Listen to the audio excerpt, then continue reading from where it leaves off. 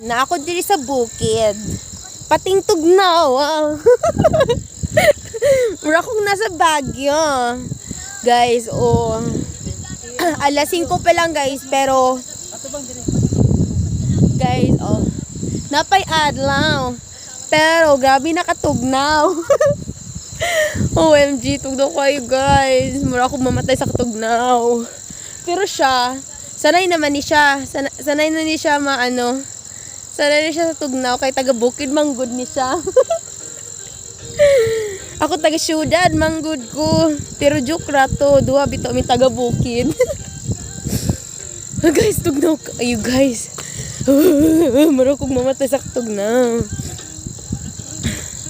Tas init kayo, no? Kay gikan ko sa city ganina.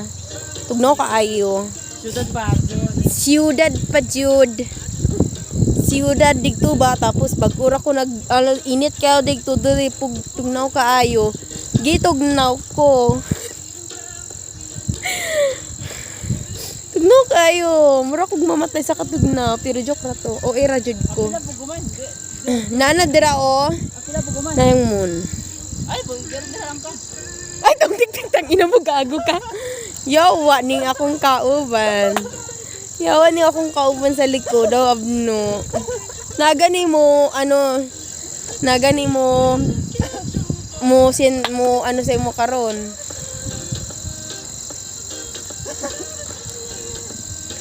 Pero iop na to na kay basig mga copyright ni atong tugdaw jud kayo guys. Na ako sa bukid karon, na ako sa ilang bukid kay gusto na ko maglaag. Kay tugnaw kay diri murag aircon. Wala nay aircon, no need na ang electric fan kay tugnaw na lagi kaayo. Every day. Diba? Ay. Guys.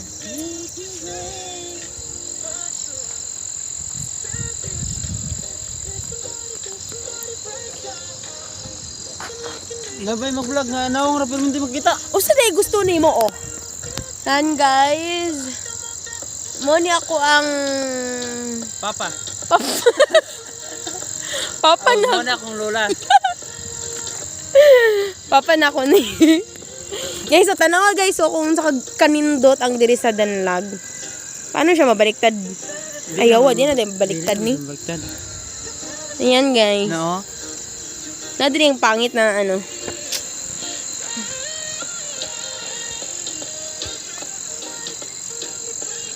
Makapiright niya kay na sounds.